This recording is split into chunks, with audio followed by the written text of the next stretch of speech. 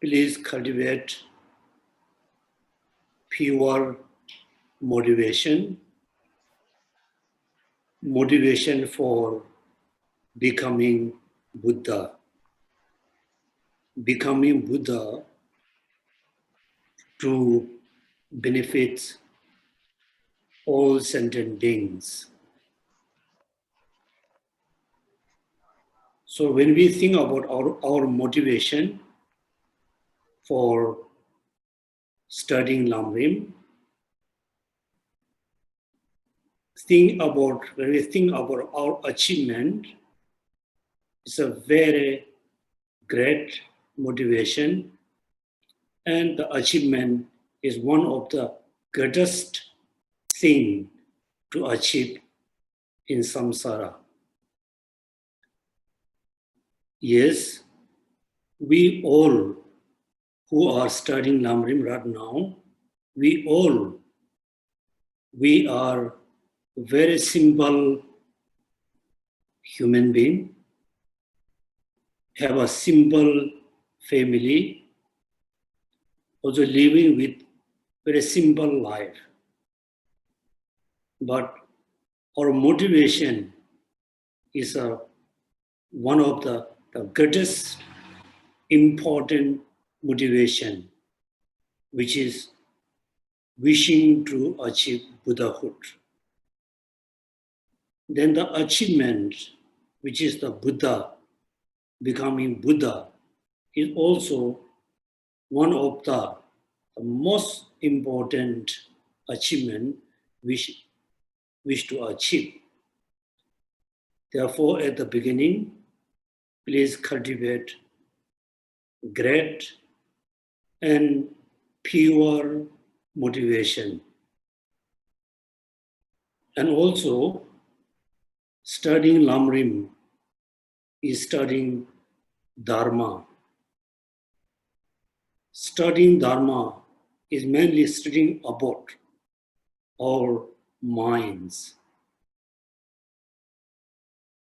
how we can control our negative minds, how we cultivate, how we can cultivate the positive minds. Therefore, all the knowledge about Dharma, we must apply, we must use to control the negative thoughts, to apply the knowledge of Dharma to cultivate the positive minds.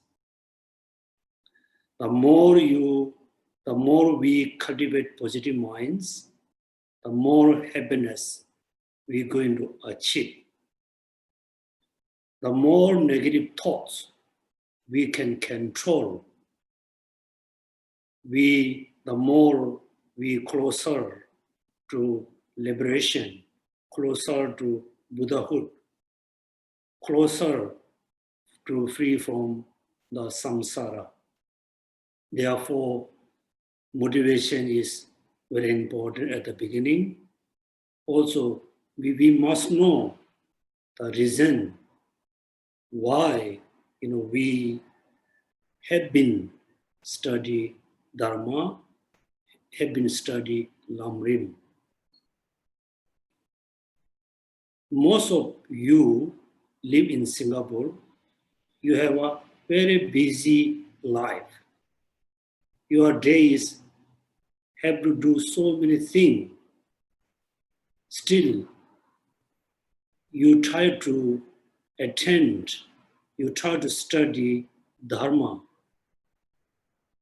because you really wish to achieve happiness, to achieve Buddhahood. Therefore, attending Lamrim like this time, at the busy time, is a very important. And also, please you remember, when you study,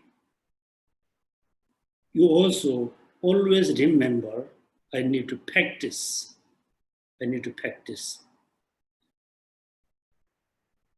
And this day, we have been studying about the meditation, the concentration. So many people in this planet very interested in meditation. But when they actually do meditation, there's so many misunderstanding about meditation. Also, many people, they really don't know how to do meditation. Without meditation, without mindfulness, we cannot achieve the shamatha and vipassana. Without vipassana and special insight and shamatha, then we cannot achieve liberation. We cannot be liberated.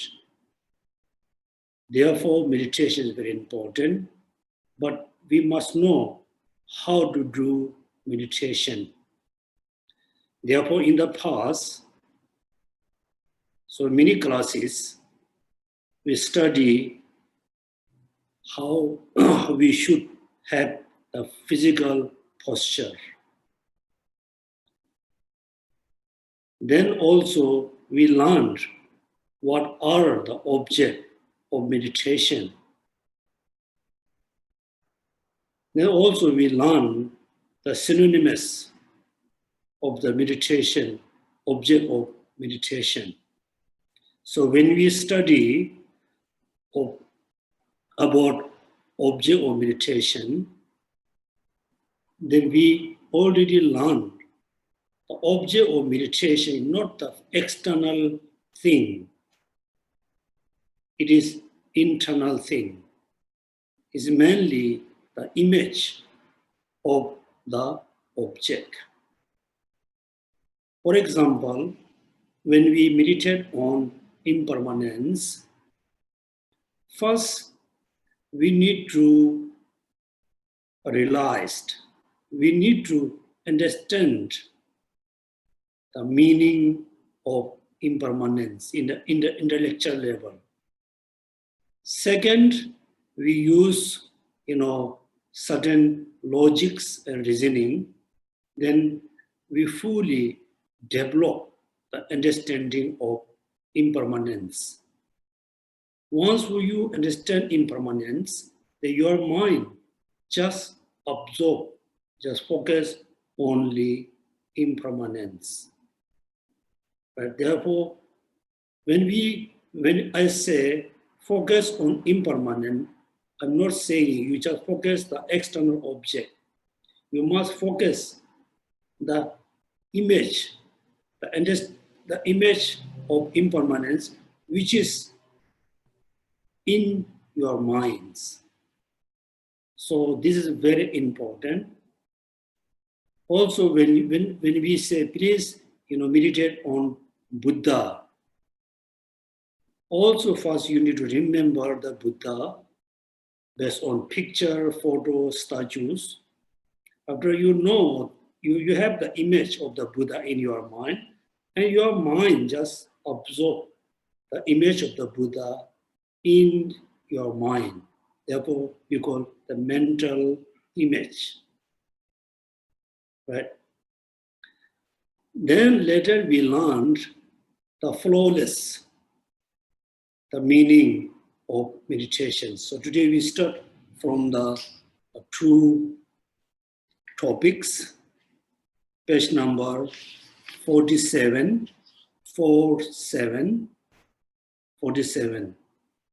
These few pages are very important to clarify the misunderstanding about meditation. There's three headings. The first A, flawless methods. B, eliminating the flawed methods. C, the length of the session. So we really have to go through these three topics. There's a kind of question, how to focus your mind on the object of meditations. Here, please you remember how many objects of meditation we learned in the past. So when you think, how to focus my mind on the object of meditation, how to focus, which object is, I must meditate. Then the answer is always there. It depends on you. When you are hungry, you need to eat food, not drink water. When you feel thirsty, you need to drink water, no need to eat food. So when you do meditation, if you feel somehow today I have a strong anger, then you need to reduce the anger through meditation on compassion. At that moment, the compassion is the most important object of your meditation. When you feel somehow today I have a very strong attachment, strong desire, then you need to think why I have this strong attachment towards something, someone, some desire. Then you need to meditate on the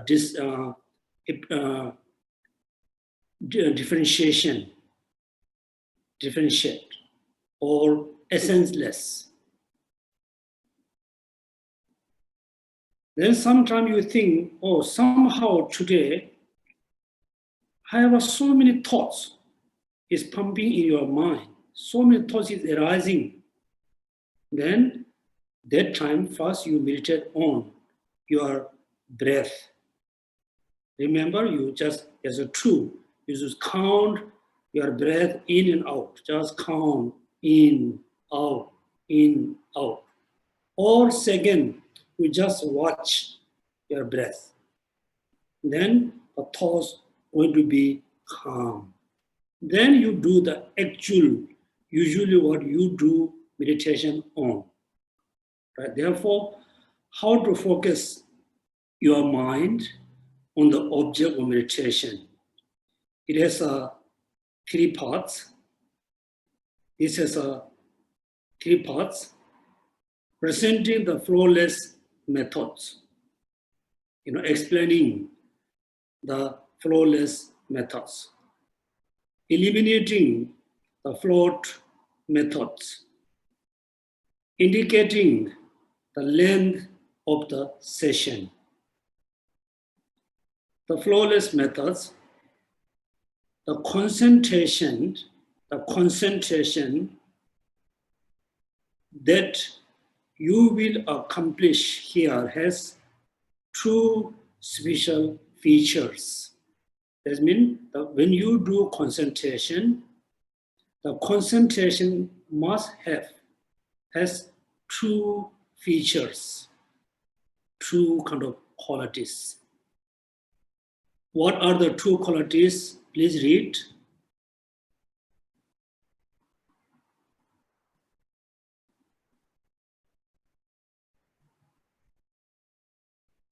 Yes, the vivid intensity and the non-discursive discursive stability. Therefore, many people, when they think meditation, they always think, the non-discursive stability. Your mind just stay on the object of meditation. They never think the first one, the first feature, the vivid intensity. The vivid intensity. You, for example, somebody asks you to watch the thief. Someone is a thief. Then somebody asks you to watch the thief. At this moment, you really have to be focused. You have to watch the thief. The person very focusfully, make sure, he don't disappear here and there. The vivid intensity. And also fully focus. So please remember these two features.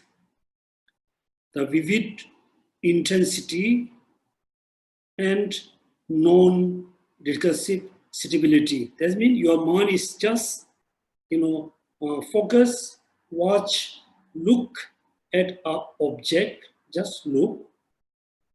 Not just watch, look very vividly, very clearly. Then the mind must be there with the vivid intensity. Staying on one pointedly on the object of meditation, then somebody add another feature, which is the bliss.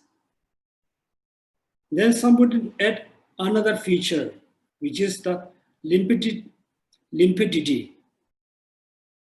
There's totally four features, but we follow the first, the view, the first idea, the concentration.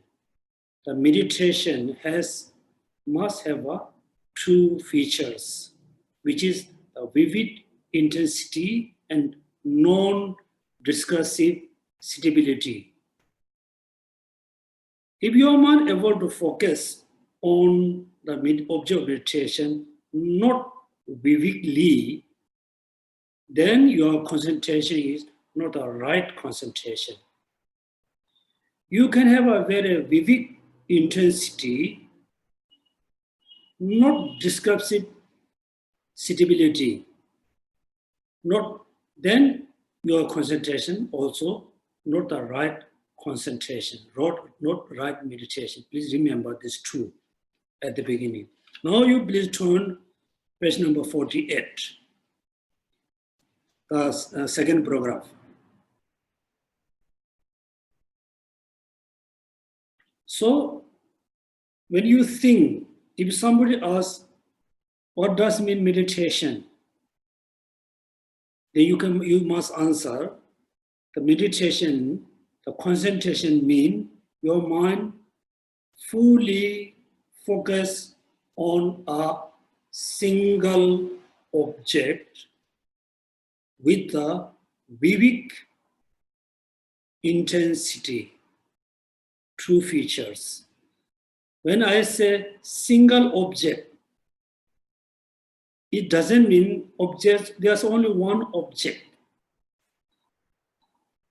For example, when you meditate on the five aggregates, there's a five objects. Five objects are there. But when I say single mean only five objects, not any other object can be there. Single object. But single mean only the object which is you choose to meditate on. Page number 48.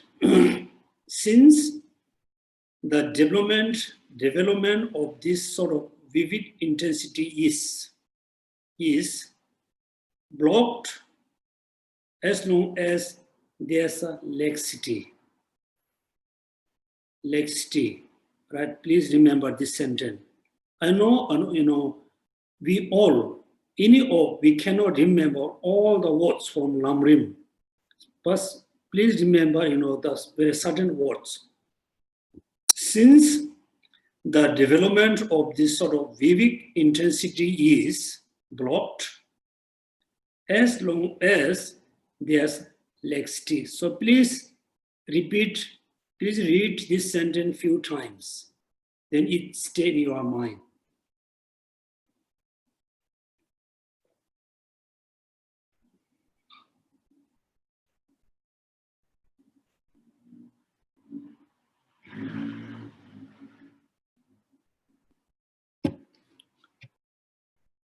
Okay, second one. Well, on one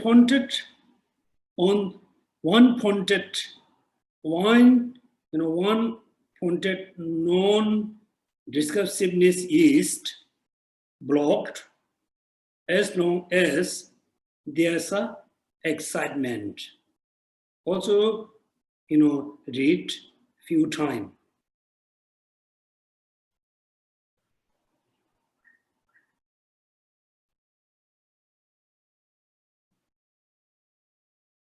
One-pointed non-discursiveness is blocked as long as there's a excitement. Laxity and excitement are the chief obstacle to achieve the genuine concentration. So if you do not understand how to identify accurately the subtle and the gross form of laxity and excitement, or if you do not know how to correctly sustain a concentration which stop these ones, you have identified them, then it will be impossible for you to develop serenity. Right? Serenity. Not to mention the insight. Hence, those who diligently seek concentration should master these techniques. So this program is very important advice, very important, guidance words.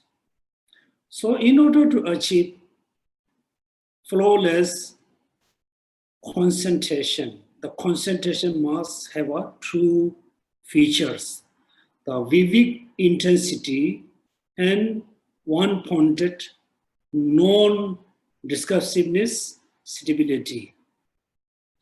In order to have these features, we need to overcome the two minds, which is excitement and laxity. Laxity, right? So the vivid intensity blocked by laxity.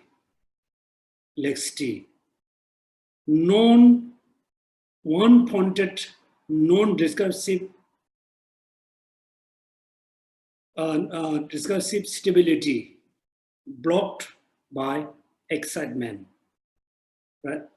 Therefore, we need to identify the two chief obstacles to achieve the genuine concentration. Yes? Now what you need to think? My meditation, my concentration must have two features. The vivid intensity and the one-pointed non-discursive stability. How I can have these features? Then I need to overcome from the laxity and excitement. These two blocked the two features. So how I can stop the two obstacles? Then here we say, so if you do not understand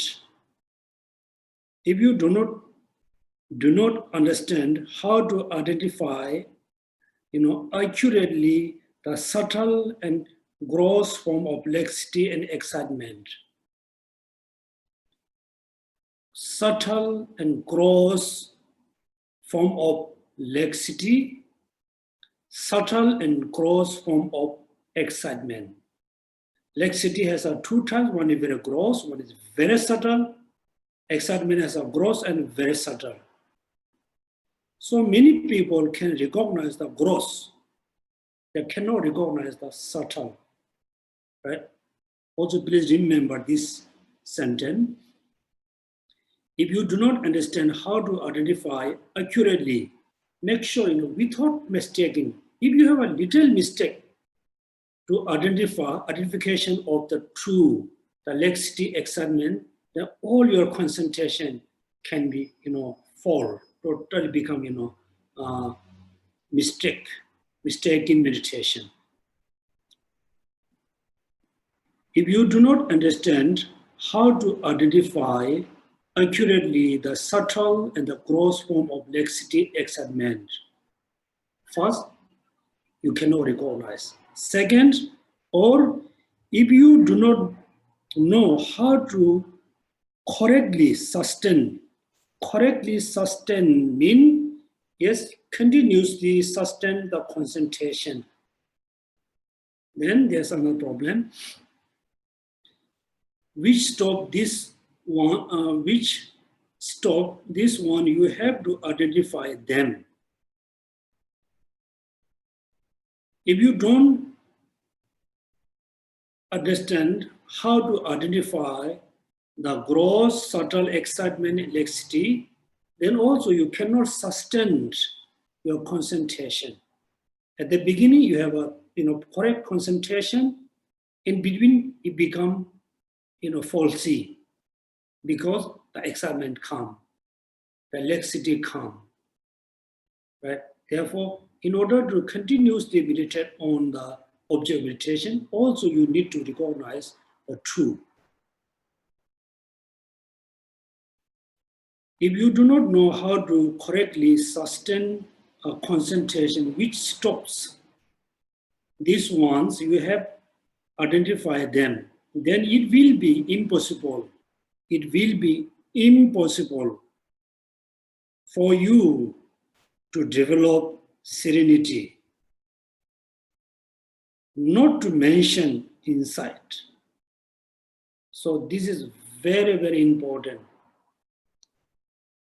Let's say now, so everybody commonly, meditate on Buddha Shakyamuni. I'm not saying, the bodily is just a Buddha Shakyamuni.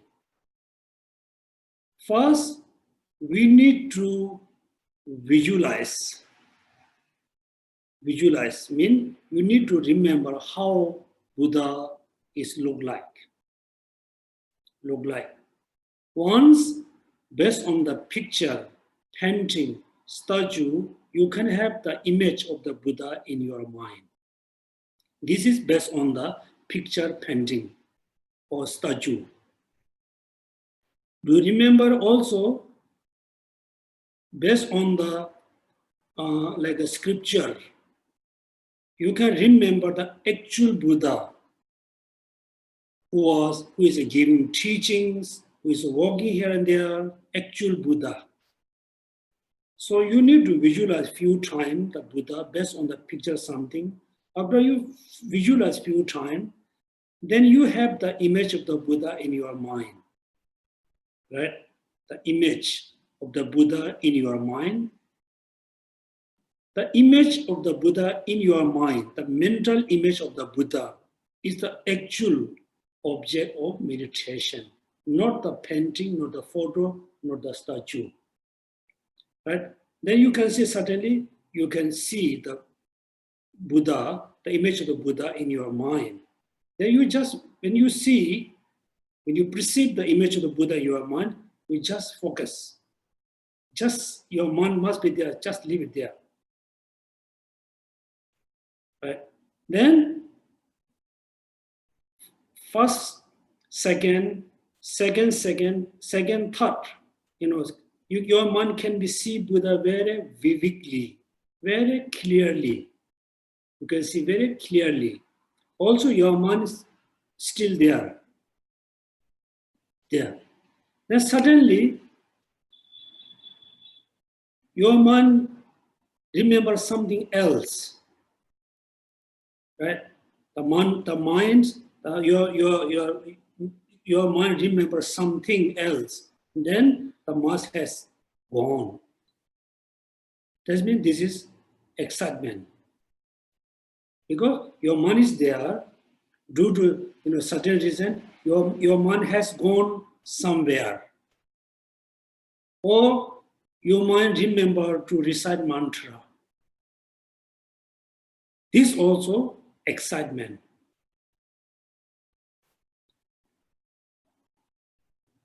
What does mean laxity? At the beginning, you can see the Buddha very vividly, very clearly. Your mind is very fresh. You can see the Buddha very clearly. Then slowly become blood. It starts to become blood, cannot see much clearly, then excitement, so laxity arises. Laxity arises. The laxity occurs. Right? Therefore, in order to stop these two, what we need two important methods: mindfulness, vigilance.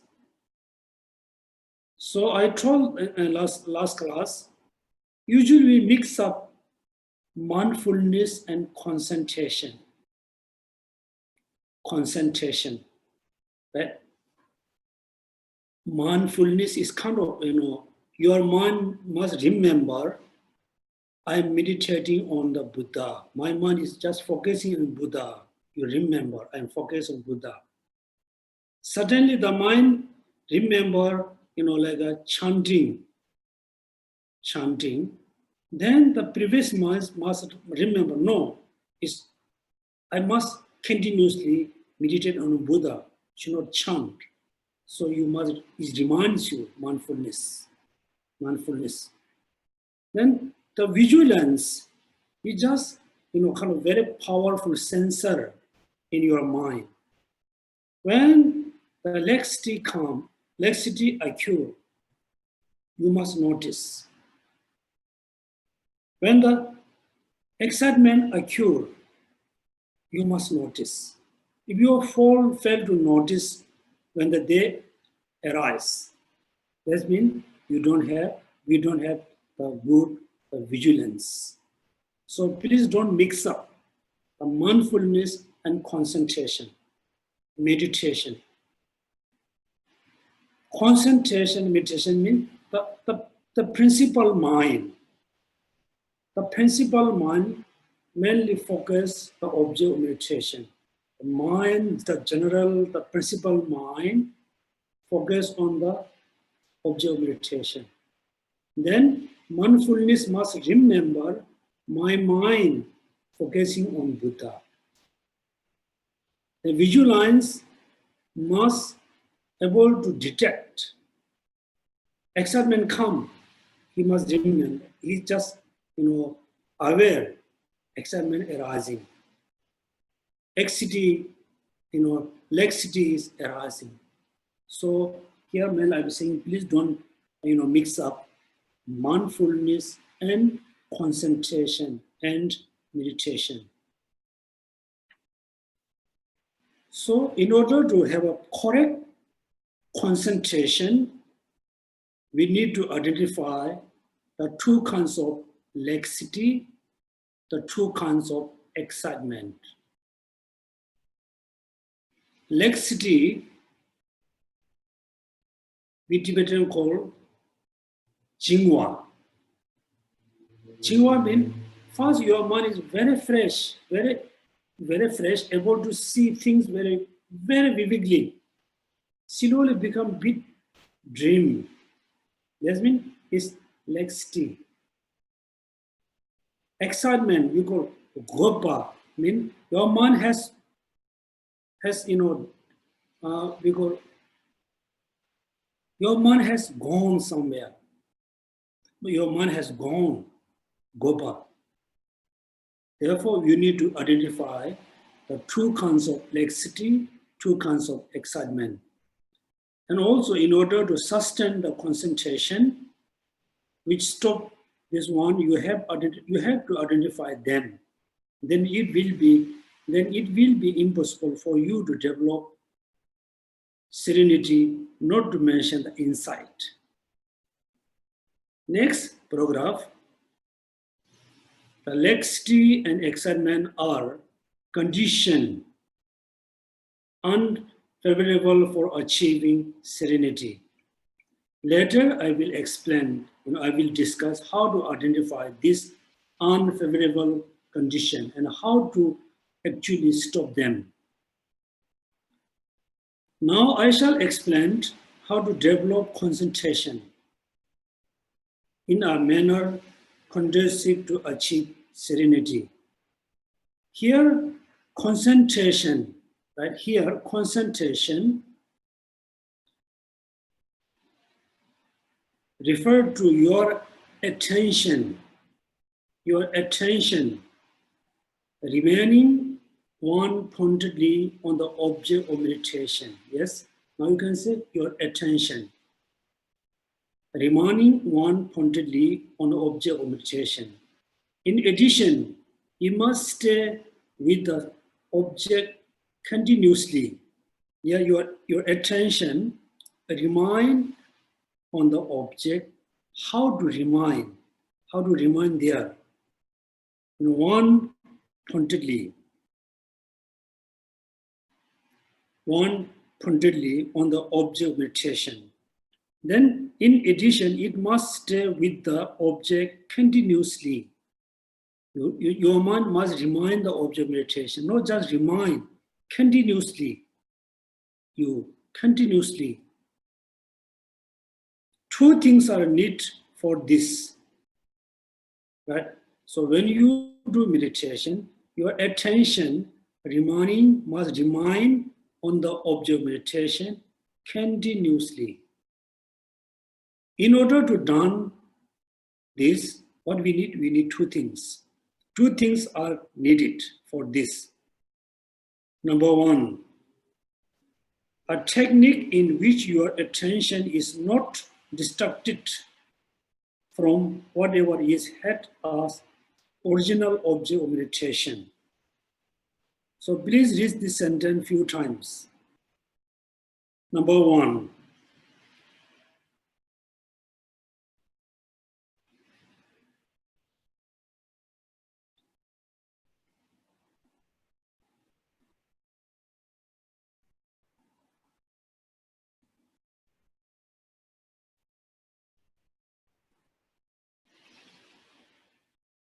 yes, a technique in which your attention is not distracted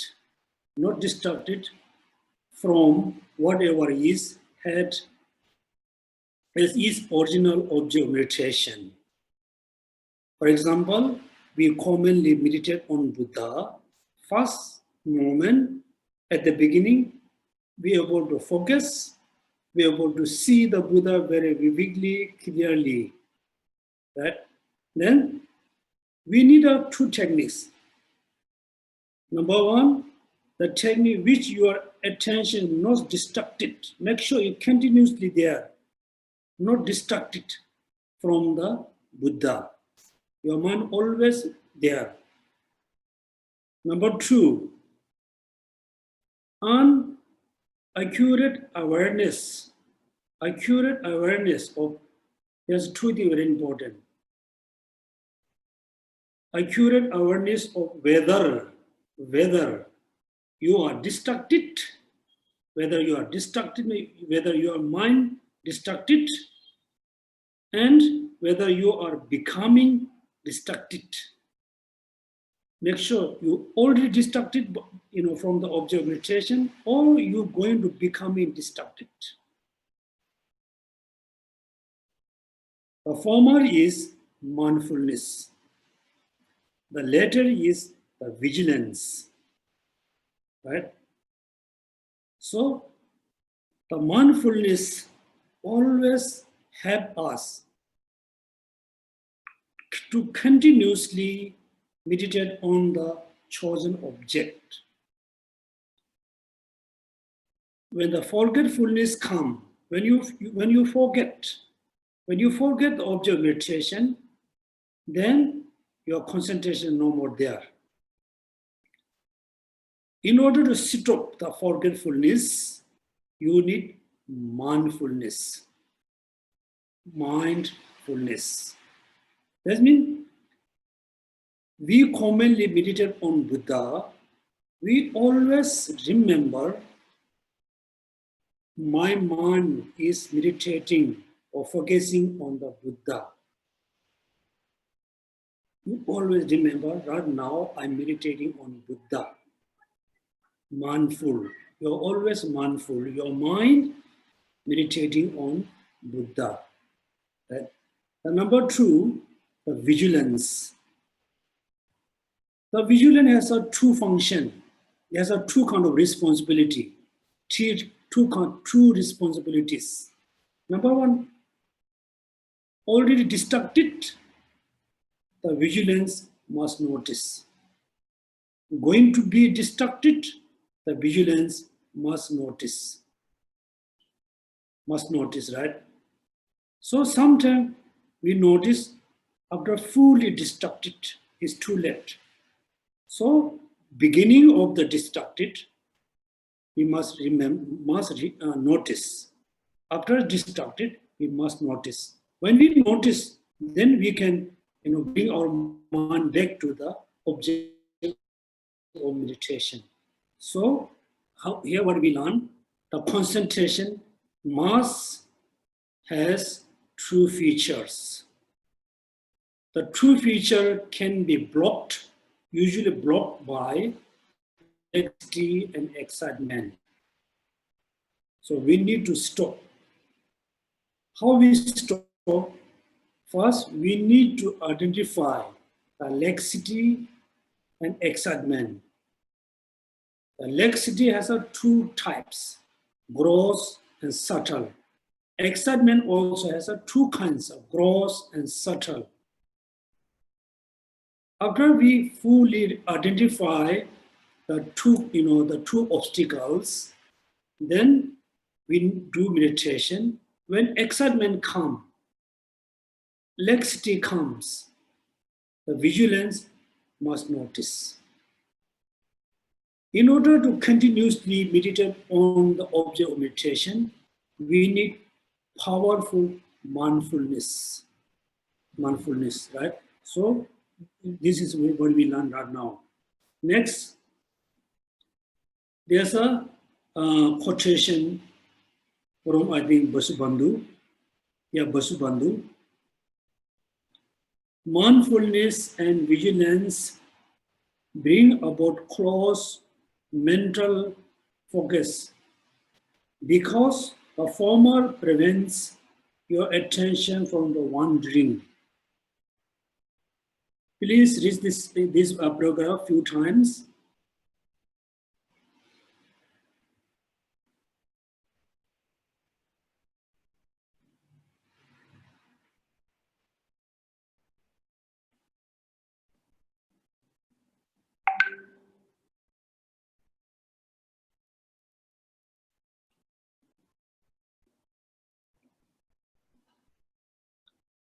Thank you. Therefore, we read together, mindfulness and vigilance bring about the close mental focus.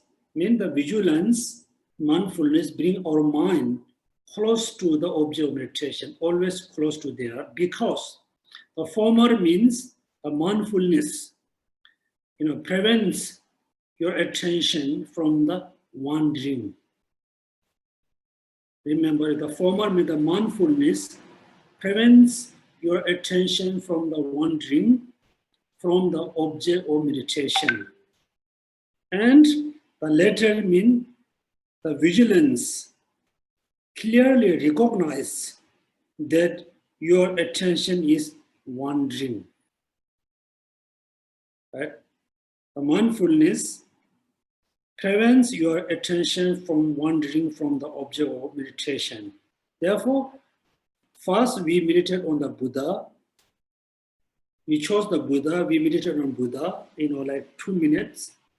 After 2 minutes, our mind already wandering other things. If you have a good mindfulness, then it prevents your mind wandering from the chosen object. The vigilance prevents, clearly recognizes that your attention is wandering. Your mind is ready to is start to going. It already has gone. Therefore, we have a true, right? If lapse is mindfulness lead to forgetting the object of meditation, you will be distracted and will immediately lose the object upon which you are meditating. So why the mindfulness cannot be always there? Why the mindfulness always there? Because of the forgetfulness. The forgetfulness. If the lapse in mindfulness, if the mindfulness is no more there, they lead to forgetting the object of meditation. You will be distracted and will immediately lose the object upon which you are meditating. Again, we commonly meditate on Buddha. Suddenly, the mindfulness is left, then it leads to our concentration, forgetting the object of meditation. Then we'll immediately lose the object upon which you are meditating. Again, make sure when we Lama Tsong-kha-pa say, immediately lost the object. It doesn't mean you cannot remember. First our minds fully focus on the Buddha, Lost means just split. If the mind is wandering somewhere else, that means you forget. Forget doesn't mean you don't remember. You will remember, but your mind is not there. Your mind has gone. That means you forget the Buddha. Lost the object upon which you are meditating. Therefore, the foundation of cultivating concentration, the foundation of cultivating concentration is mindfulness. Mindfulness, which does not forget the object. Please remember, the foundation of cultivating concentration is mindfulness. Mindfulness, right? Therefore, foundation of cultivating concentration is mindfulness, which does not forget the object. For example, last time I used, like cup. A cup is completely filled with the water. Right? And somebody said, please hold the cup continuously 1 hour or 10 minutes. You must remember, I'm holding a cup with a completely filled of water. Right? You must remember, always remember, the cup is completely filled with the water. If I, little bit shake, the water going to split. Therefore, when we do meditation, the mind means the cup, hand. So the mind is look like the hand. The mind fully focused on the Buddha. Right? When the mind forget. My mind is meditating on Buddha. That means I forget. I holding a cup with the water. I just shake my hand, the water will split. That means the hand is ruled by the mind. This is object of meditation. Forgetting the cup is completely full of water means no mindfulness. Right? No mindfulness. Therefore, the foundation of cultivating concentration is mindfulness. Therefore, we really need to learn how to have a mindfulness. If we have a good mindfulness, our mindfulness is very good, then our concentration will be good because we have a good foundation.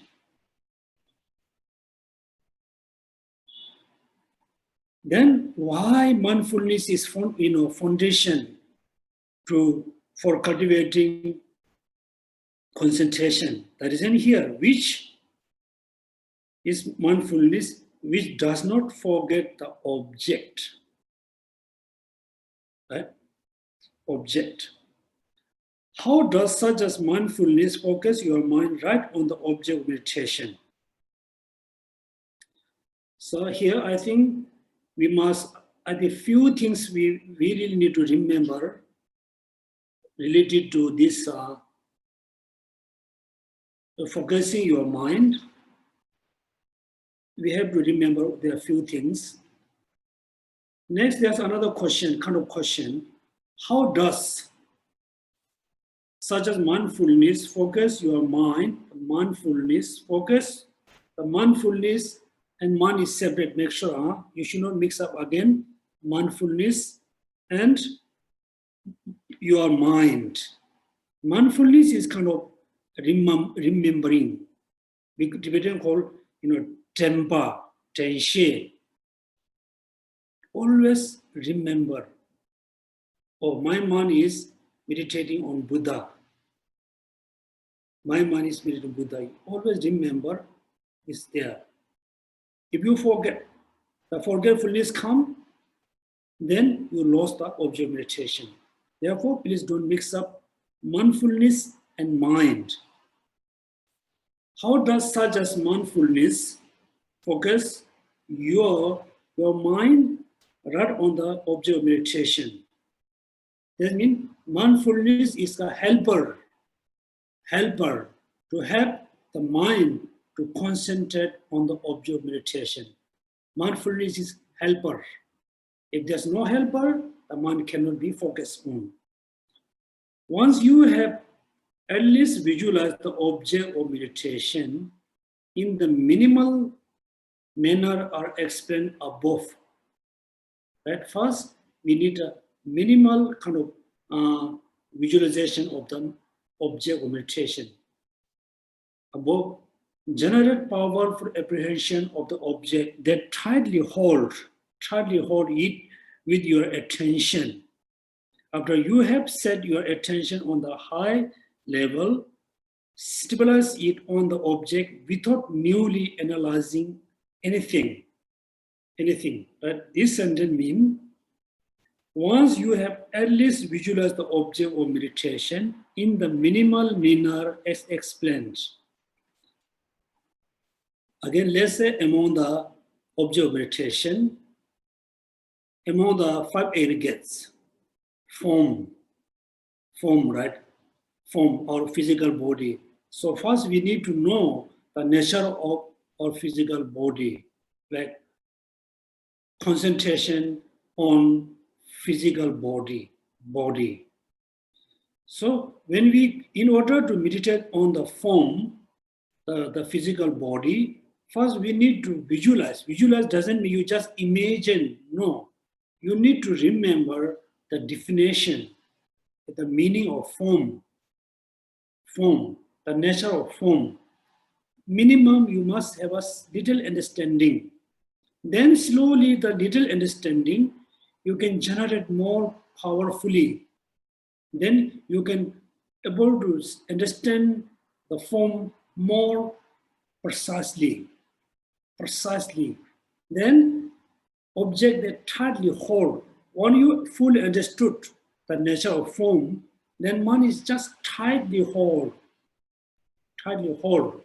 Mean you just want tightly focus. Hold mean focus on the form. Hold it with your attention.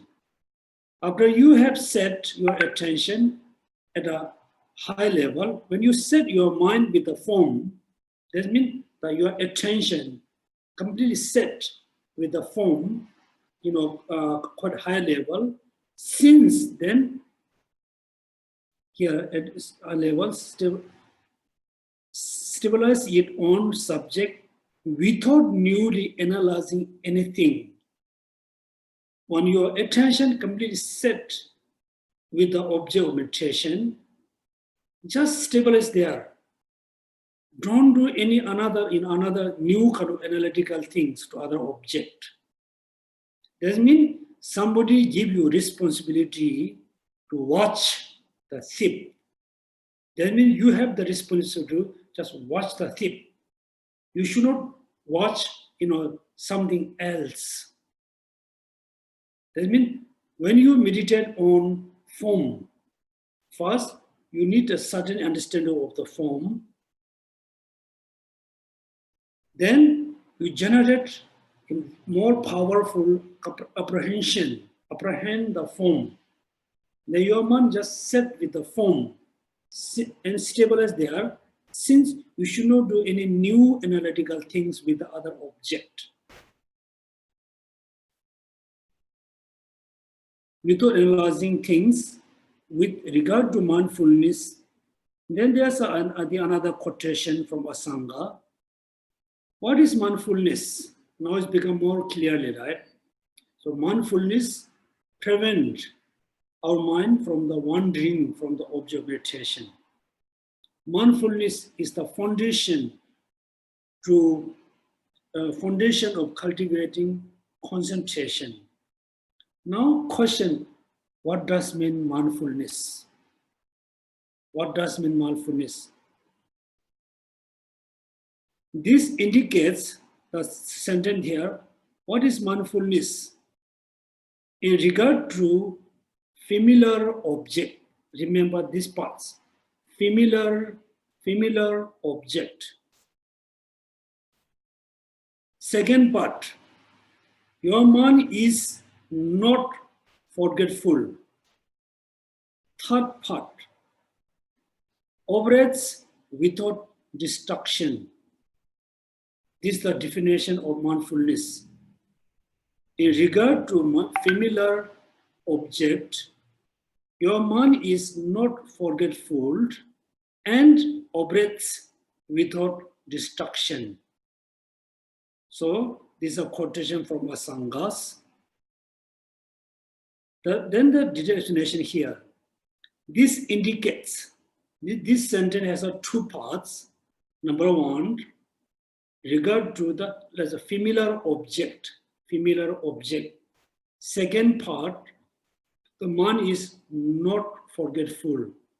Third part is the without distraction. These three parts, this indicates the mindfulness has three features. It is observed object is familiar object, right? This is therefore looks at familiar object. So when we observe, when we do meditation object, our mind must be very familiar with the object, familiar object. Since mindfulness does not occur with regard to the, object is observed object is familiar object. Since mindfulness does not occur with regard to the previously unfamiliar object, right?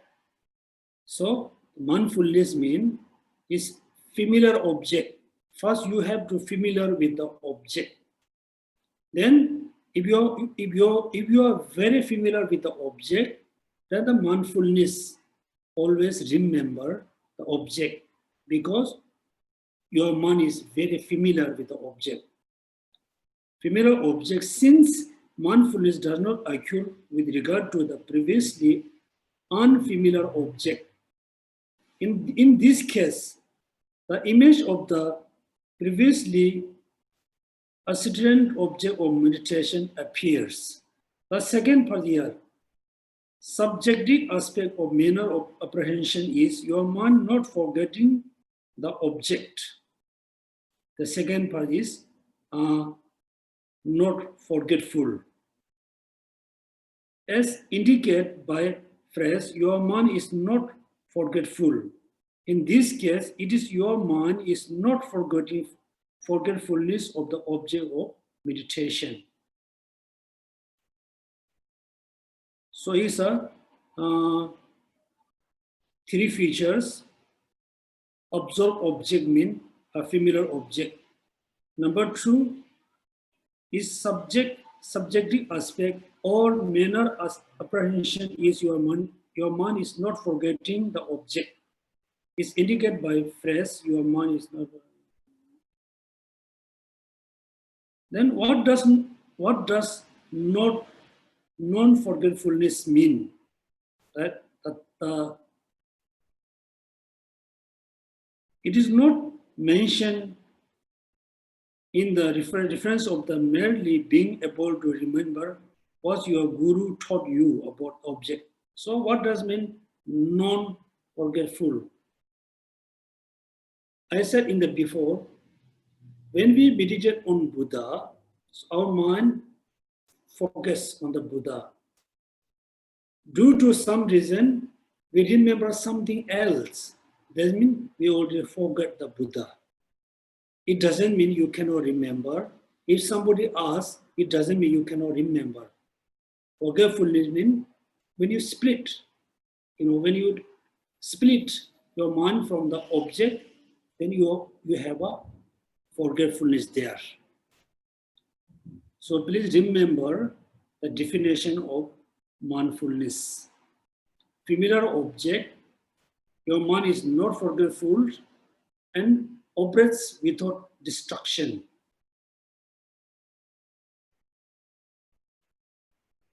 The third function is keep your attention from the wandering from the object of meditation. Number one, absorb object, mean familiar object. Number two is subjective aspect. From the mind side, apprehension, your mind is not forgetting the object. The feature number three, the last paragraph, is the last sentence. His function is to keep your attention from wandering from the object of meditation. But his function is to keep your attention from the wandering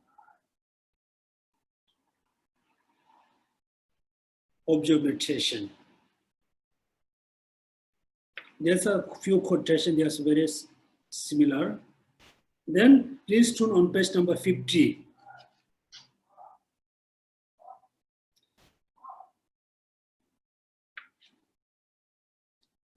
The errant elephant of the mind is securely bound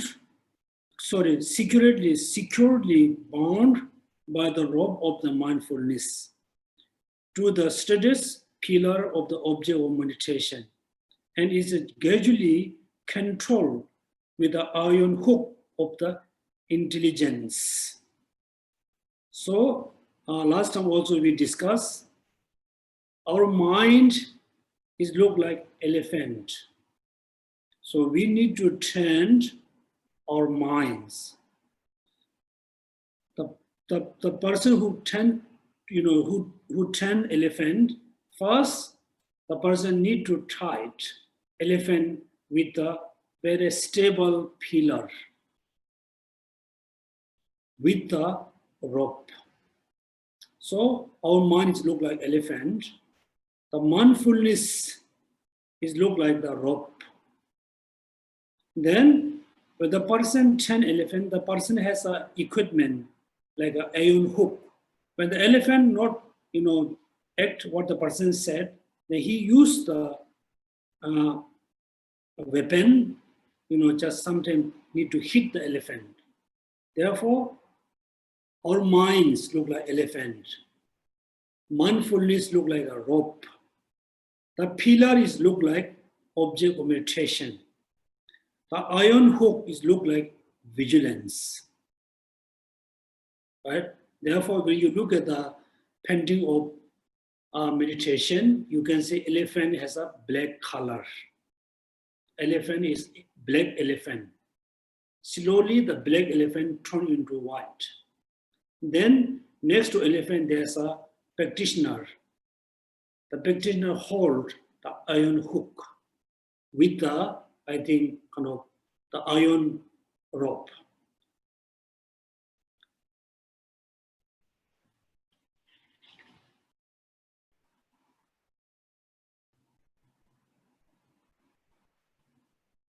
So right now, what we learn the flawless methods, unmistaking methods, how to do meditation. First, we learn the concentration. The meditation must have two features. In order to have two features, we need to stop the two chief obstacles, which is laxity and excitement. And the laxity and excitement has a two level, gross and subtle. First, we need to identify. Without identifying these two, we cannot have a correct meditation. When we identify, we need to stop them. How we can stop? We need to stop through applying two things. What are they? The mindfulness and vigilance. The mindfulness helps us to prevent our mind wandering from the object of meditation. The vigilance helps us to notice the mind is going to already wandering. Then also we learned the mindfulness is the foundation for cultivating concentration. Then we learn the definition of mindfulness. It has three features. Then summarize. Mind is look like elephant. The meditation object is look like that very stable pillar. The mindfulness is look like a rope. When the rope cut it, the elephant will run away. When mindfulness is not there, then we forget the object of meditation, then our mind has run from the object of meditation. Therefore, we need good mindfulness. The mindfulness is there, but the mindfulness is not so vivid. Then the iron hook, the vigilance must notice. Yes, my mind can focus on the Buddha, but not so vivid. This noticed by the vigilance. Yes, first I meditate on the Buddha. Right now, my mind is wandering somewhere. Also noticed by vigilance.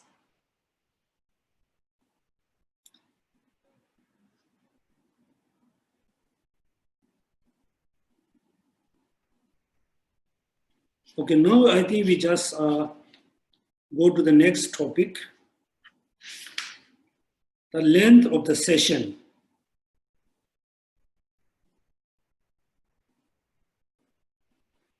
So the eliminating the flawless method is mainly they discuss about differentiation between laxity and dullness. Dullness, okay.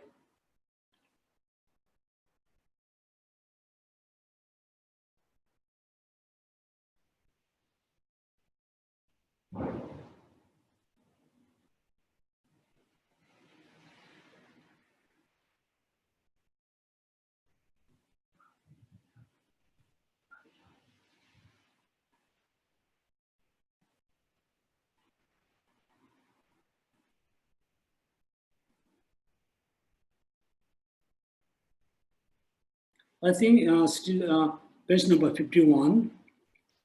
Page number 51. The wrong position. the wrong position. At this time, laxity is when your mind is darkness and become clouded. Without this, your mind has a limpid clarity, so your concentration is flawless. Because somebody mix up the darkness and laxity, right? And this time, laxity is when your mind darkness and becomes clouded. Without this, your mind has a limpid clarity, so your concentration is flawless.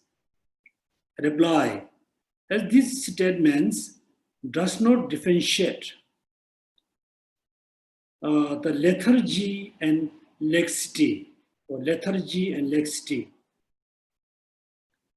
I will elaborate on this later. Yes, please remember differentiation between lethargy and laxity. Laxity. This is, I think, everybody has an experience. So when you do meditation, at the beginning, you're physically very fresh. Also, your mind is very fresh, right?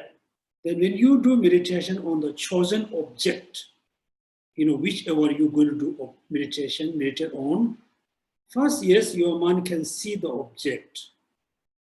You can see very clearly, and very focusfully. That time, there's no any laxity. Then, when your mind become bit relaxed, your mind become more bit loose. Then laxity occur, laxity arises. For example, let's say this object of meditation, the hand is like mine. First, I hold the cup very tightly because the cup is heavy because of water. First, I hold tightly, very tightly, right? Then, after a few minutes, my hand is tired. Then, if I lose the tightness, the cup will drop. Just lose the tightness, the focusful. There's no strong force. Look at just like this means laxity means there's a true one. Your focus become bit loose, or your mind cannot see the object so vividly, laxity. Then why the mind cannot see the object very vividly, clearly? Then there's a cause, which is lethargy. Lethargy is the cause to arise laxity or dullness, the clouded minds, right? Clouded mind. Therefore, should not mix up laxity and lethargy, right? So we have experienced when you do meditation, first you are okay. Second, your mind become very loose, right? You cannot see the object very clearly, caused by lethargy. So this is a Lama Tsong-kha-pa explained later. Then another important, if you use an intense cognition that is too tight, you may have clarity, but excitement will predominate, so that it will be hard to develop stability. If you sustain your meditation after becoming gradually relaxed, then you may have the stability, but laxity will predominate, so that there's no vivid intensity. It is very hard to find the right balance of tension so as to be either too taut, not to relax. So this also, I think, very, very, very, very important in all advice, teaching. Sometimes we become very agitated. Oh, how come I cannot see, my object so clearly? Then we put a lot of effort, force ourselves to see things more clearly, right? See things more clearly. But through your effort, you can see things more clearly, but there's no stability is not there. Still not there. Then we thought, oh yes, I can see the objects very clearly, but I don't have the stability mind there. I don't have the stability. Then you put effort to have stabilize the mind. When we try to stabilize our mind, then we notice, yes, now my mind is very stable on the meditation, but that time there's no vivek. So we really need the right balance. Not true focus, there's a problem. If you focus too much, problem. If you try to see things very clearly, there's a problem. If you try to have a very stable mind, there's a problem. So we need to find the right balance between the vividness and stability. Your mind must be stable with object meditation. Also, the vividness must be there. There must be the vivid intensity, must be stability mind must be there. If you have only one, then your meditation become, kind of faulty.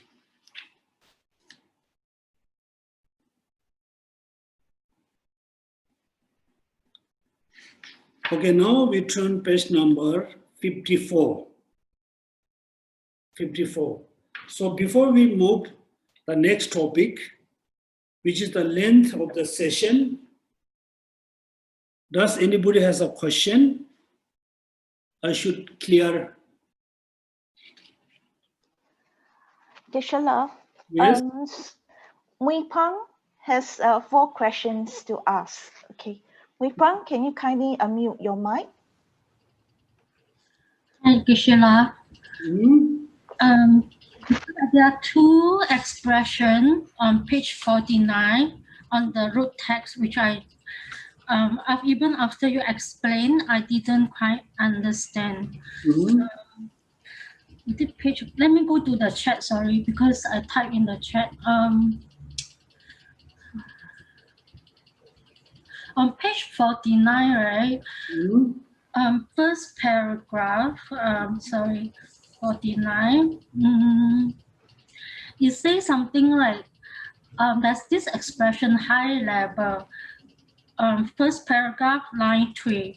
After you have set your attention at a high level, what does it mean by high level here? I don't see the meaning here. Yeah. Yes. First, at the beginning, how does such as mindfulness, focus, mindfulness, right? It's one. Mindfulness, focus your mind right on the object of meditation. So mindfulness is a helper, look like helper to help your mind to focus on the object of meditation. How, our mind can focus on the object of meditation.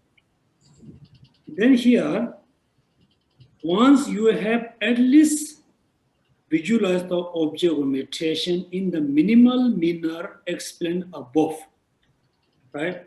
So in the previous, Lama Tsong-kha-pa explained many objects of meditation. Among the object of meditation, first you need to visualize, right? Say, once you have at least visualized the object of meditation, for you, what does mean this sentence? Hello? For me, it's like you actually, once you analyze, you just put your focus on the object. You don't analyze what is this object anymore. You just you stop your mental factor of analysis and not like that. Once you have at least visualized the object of meditation in the minimal manner explained above, what does mean? Okay, once you actually focus your mind and you do not forget the object of meditation, that means you are not distracted. But once you do not, it's not like that. No.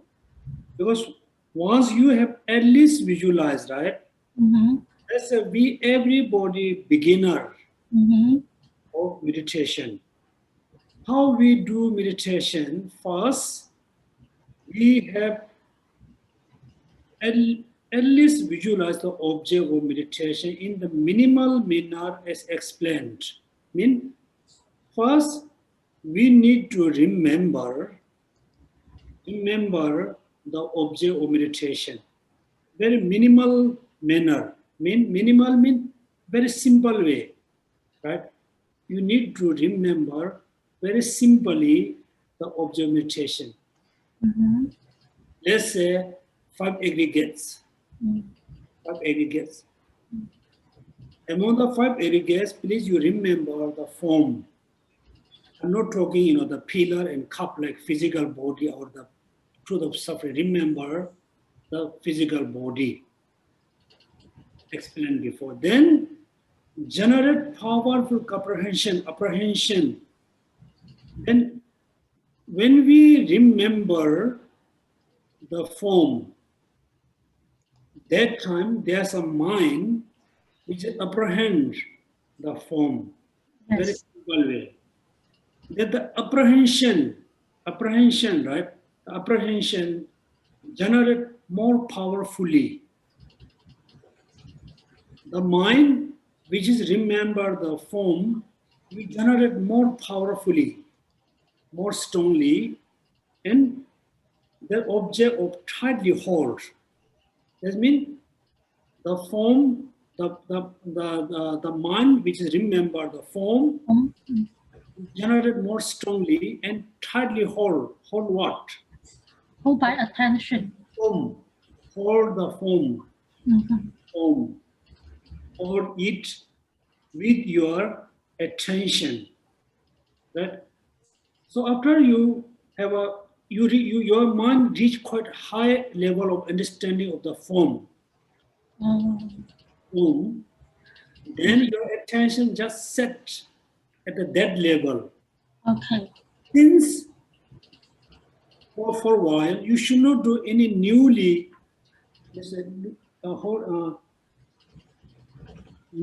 analyzing anything, or not do any kind of analytical meditation with the other object. We just focus on the form. Your attention set with the form.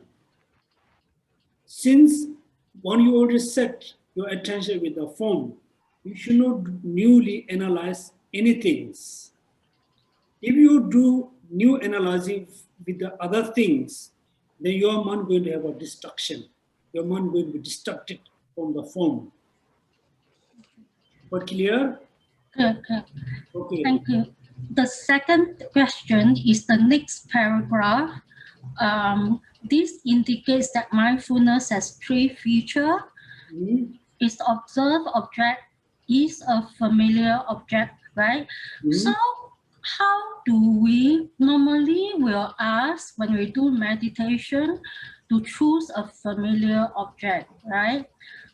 And then I think you are mistaken. You should not say we need to choose the familiar object. Before we do meditation on any of the object of meditation, you have to familiar you have to familiar with the object of meditation. For example, impermanence. You listen only one time, and you think only one time about impermanence, then you're going to forget impermanence very easily. So before you meditate on impermanence, your mind, you have to familiarize with the impermanence. You have a close understanding of impermanence. Right? Familiarize with the object. Familiar with the object. Then the object can be, object of mindfulness. So can I ask, in relation to the 7 level of consciousness, minimum, the familiar object has to be like correctly assuming consciousness, or right? Can I say like that? Which level of familiarity is like cannot be a doubtful object? So this familiar object, can we say that it at least has to reach the mind of correctly assuming consciousness, or that's like as long as general, you don't have to go to that? No. I think still you are mix a few things. Right now, what we are studying in page number 49, we are studying about the definition of mindfulness, right? Because mindfulness, therefore, foundation of the cultivating concentration is mindfulness. Then, what regard to the mindfulness? What the definition of mindfulness? The Asanga said, what is the mindfulness in regard to familiar object? The meaning of the definition of mindfulness is the mind which is familiar with the object, one part. Second part is the mind is not forgetful the object and operates without distraction. Right now, we are studying the definition of mindfulness. If I ask you, what is the definition of the mindfulness? What does mean the meaning of mindfulness? What is your answer? It has 3 features. Its object is a familiar object. Its subjective aspect is your mind's not forgetting, etc. The third part is? The third part is that your mind, the third part I don't get it, no, actually, sorry. The third part, I because there's no number there. Yes. Number 3, you can see there's a quotation, first, second paragraph, the last sentence. Your mind's not forgetting of the object of meditation. No. Number 3, its function is to keep your attention from wandering from the object of meditation. Okay, that one I didn't get it, sorry. I lost the third one. Yeah, right now we are learning the definition of mindfulness. Okay. You have to know, everybody have to know all the steps. The right concentration must be free from laxity and excitement. Laxity means excitement, blocked, right? Have to stop through applying mindfulness and vigilance. Also, mindfulness is the foundation of the cultivating mindfulness. Concentration of mindfulness. Then how our mind can be mindful of the object meditation? First, minimal level, we need to visualize the object. Then you can, generate the mind is more strongly than hold the object. Then, what is the definition of mindfulness? Then there's a quotation from Asanga. In the quotation indicate 3 features. Regard to the familiar object, the mindfulness always arises with the familiar object, right? You just hear only few times, you cannot remember the meaning. Therefore, mindfulness always arises, with the familiar object. How to arise? Arise with the familiar object. Then, second part is here. Your mind is, so what is the function? There's a two function. One, on the mindfulness familiar with the object, then the mindfulness is not going to forget the object. Right? Second part. Third part, not only not forgetting the object, it have our mind continuously stay with the object of meditation. Therefore, here, his function is to keep your attention from wandering from the object of meditation. Yes. Any question? Next question. Okay, so Geshe La, for us, we are very distracted while working in Singapore. So it's for people like me, maybe now I have difficulty really doing the breathing meditation. Can I start with like walking meditation? Because I have a very busy mind. So can I use a very gross activity like walking meditation, or put a book on top of my head and walk to first calm down my mind? Do you think it's you think it can help? I mean, for very gross people like us who are like moving a lot, yeah? Do you think it's good for us to do that even before we sit down and meditate?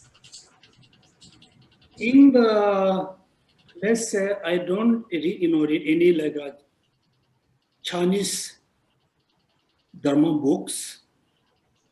So far, what I have seen all the Dharma books in Tibetan language, I have never ever seen, walking meditation. Walking meditation.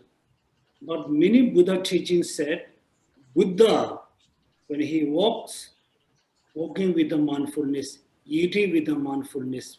We never say, walking meditation, walking with the mindfulness, eating with the mindfulness, speaking with the mindfulness. Not, walking meditation, eating meditation, no. I think this is the idea comes, what I feel, I can guess. Somebody do, sitting meditation for like 20 minutes, then physically they feel a bit tired. Then do, I think, light exercise, walking here and there.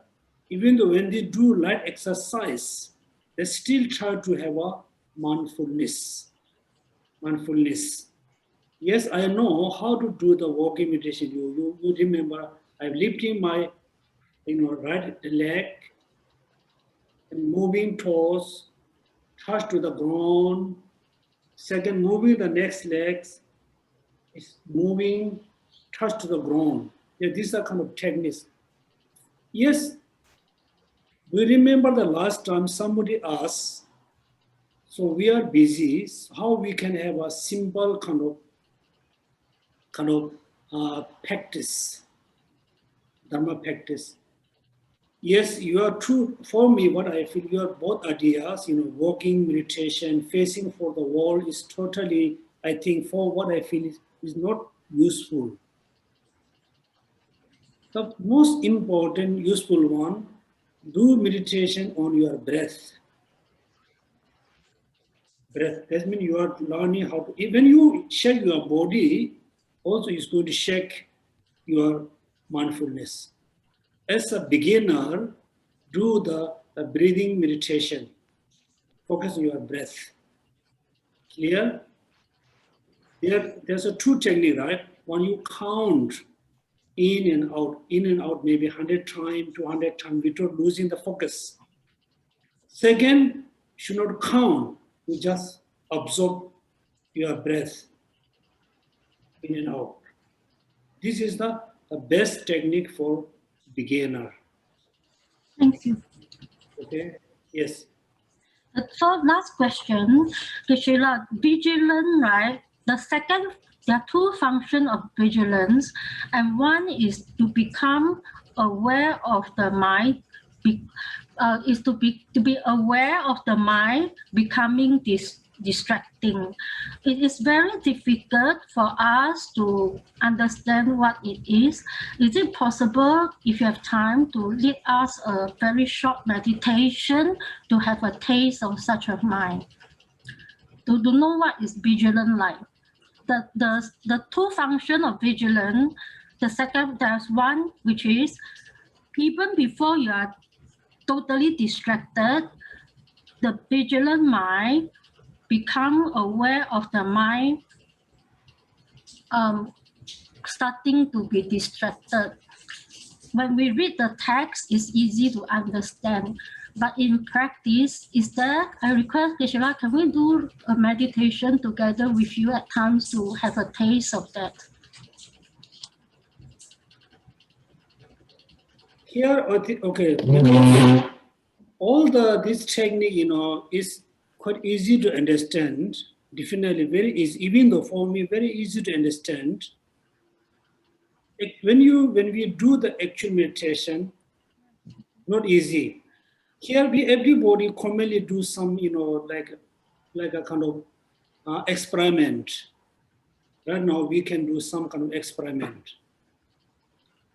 When I say you need to act, your mind have to be act, right? First, everybody, visualize Buddha Shakyamuni. I think different people has a different color, different shape of the Buddha. Everybody commonly, first you remember the Buddha. Right? Remember the Buddha based on copy or painting, whatever. Yes, now everybody commonly we remember the Buddha. When I say remember, your eyes not look at the Buddha. Remember the Buddha, the image of the Buddha in your mind. Right? Now you can see the image of the Buddha in your mind with the head, shoulder, two arms and leg, and sitting meditation. Right? We can see very vividly. Just meditate on. Now everybody remember, like going somewhere. Going somewhere. You remember going somewhere. Right? Now your mind already wandered. Has gone, right? Has gone. So this, I ask you to remember, to go somewhere, eat somewhere, do something. I ask you to remember. Next, we thought somebody asked you to remember, while you are meditating on Buddha, suddenly you can remember, oh, I need to send text to someone. Yes, when you think I need to text, that means the distracted come, right? That means the excitement come.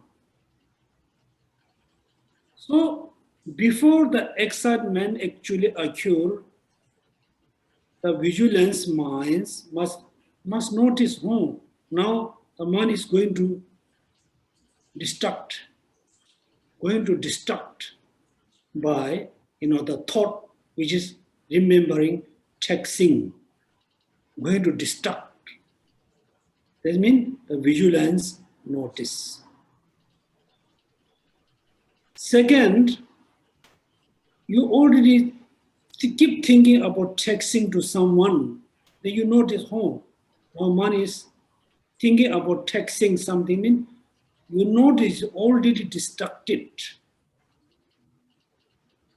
Right? So first, you have to go through your own experiment.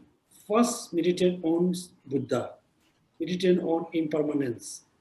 Second, with the intention, remember something. That means it's distracting.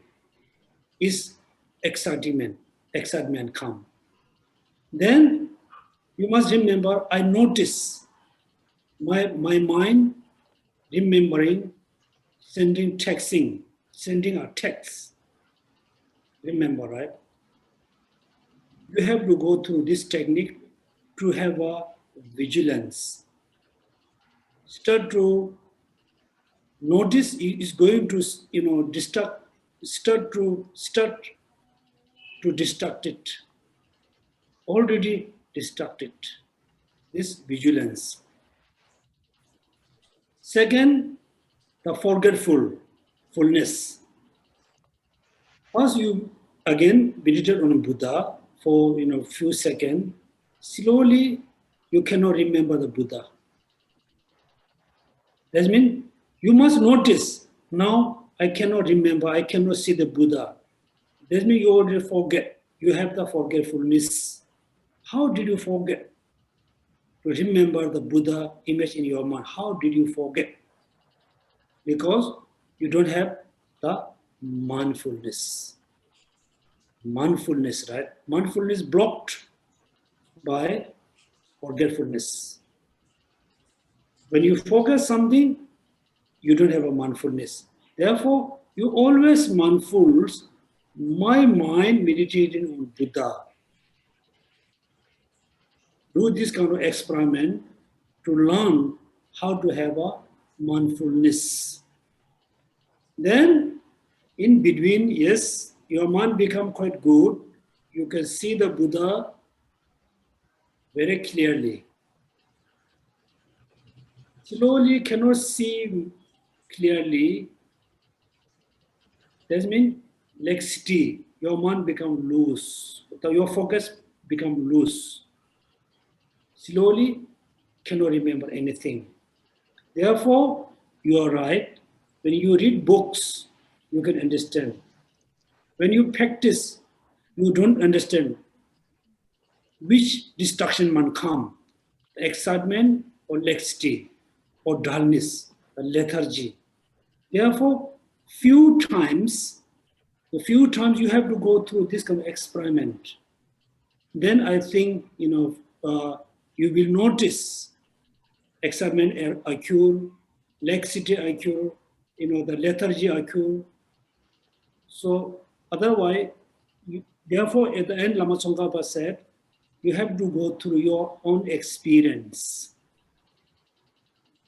Okay, next question. Thank you very much, Geshe.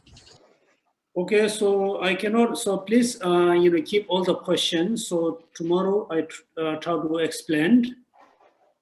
You can text me all the question also, I can think today, right? So, so we can stop here. So before we totally close our class, what I need to say, I think this week, I seriously wondering about our Dharma class in TBC, because we have a Lamrim class for many months. We have an intermediate way. Also, we have, the eloquence of essence of the teachings. So I'm seriously wondering, thinking about this class, how much you can benefit. Second, I was seriously thinking, whoever attend,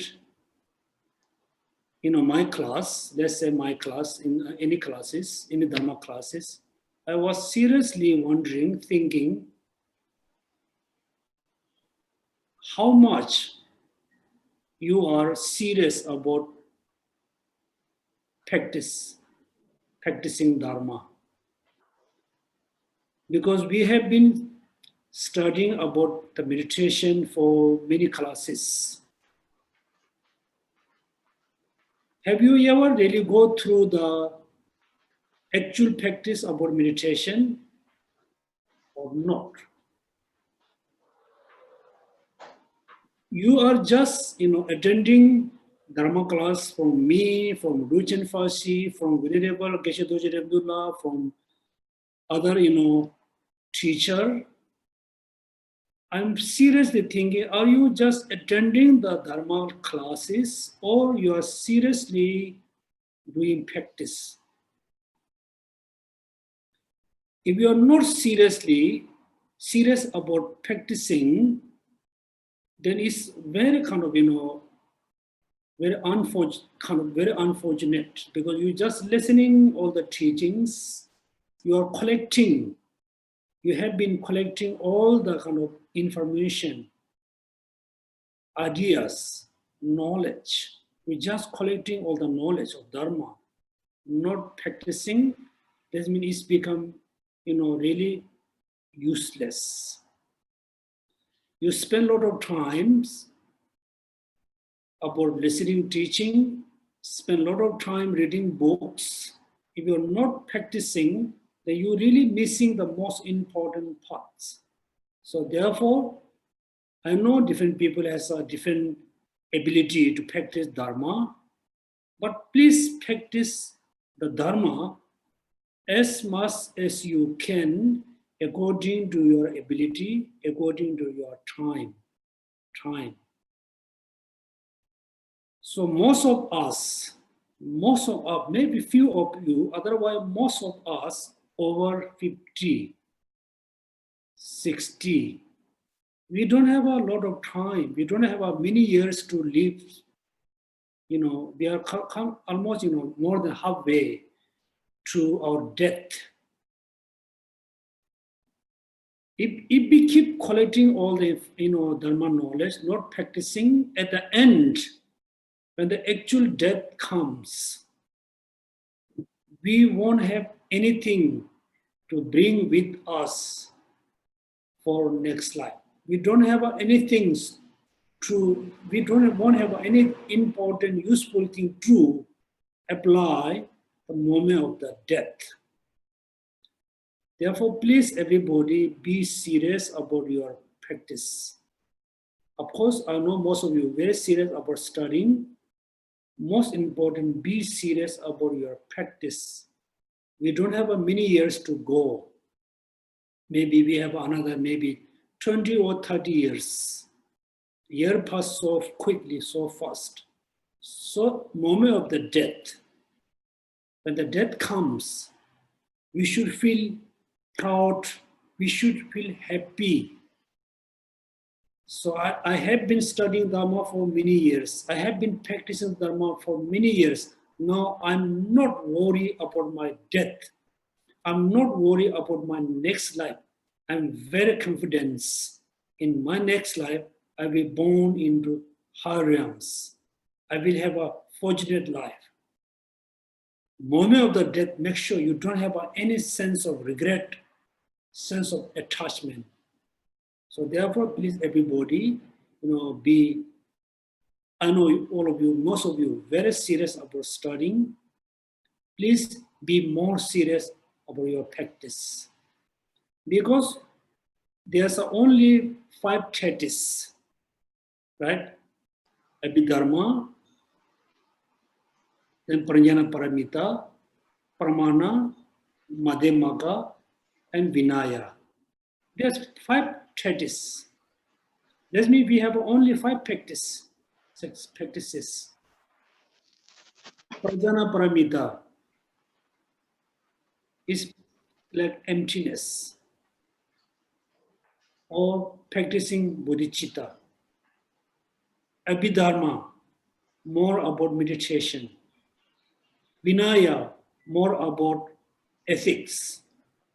Physical ethics, mental ethics, verbal ethics. We have to be very good in mental ethics.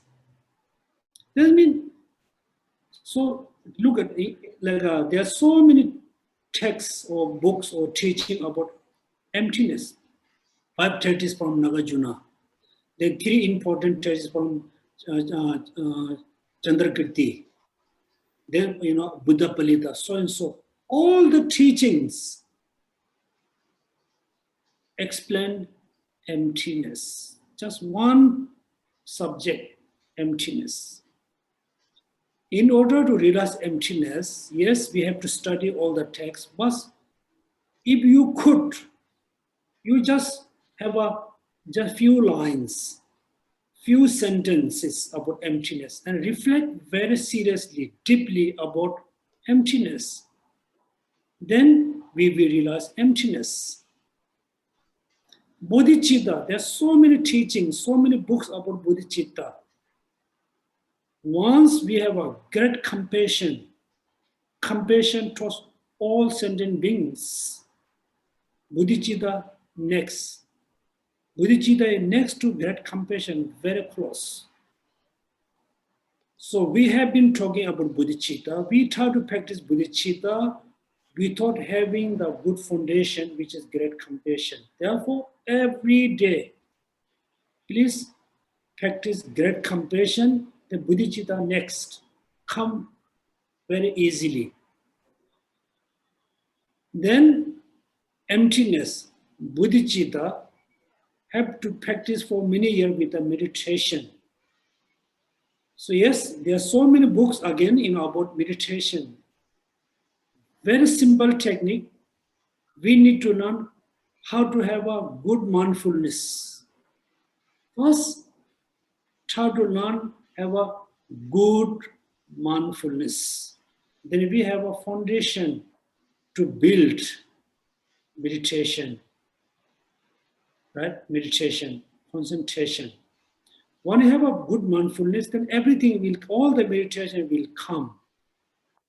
Therefore, we should not just spend with the studying. Please spend your time with the meditation, spend your time with the practice. At least before we go next life, before we die, we should have a strong feel of proud about your studying, about your practice. You're not afraid about death. You not have any worry about your next life. You have to be, you must have a strong confidence about your next life. So, I think this week's seriously keep thinking, wondering about our class. It can be useful or not. It can be benefit or not. We just go, we have a Tibetan Buddhist center. I've been here like a resident teacher. This is kind of, I must have a two times of Dharma class. You just go like that, or it's kind of useful or not. I'm serious thinking about that. Therefore, please everybody, be serious about your practice, not only studying. So all the question which is, asked by the Chinese speaker, so you can text me all the question, then we have an answer I can have an answer for tomorrow. Okay, so at the end, so please do the dedication prayers, so dedicate the merit. So definitely we have accumulated a great amount of merits. First, with the great motivation, in between, we seriously study about the meditation. Therefore, we have accumulated great amount of merits. First, all the merits we dedicate for becoming Buddha to benefit all sentient beings.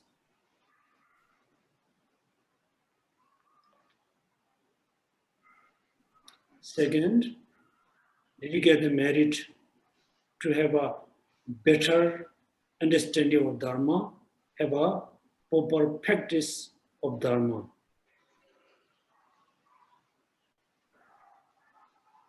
Third, dedicate the merit to benefit all sentient beings, include your relatives, your friends, your dear one.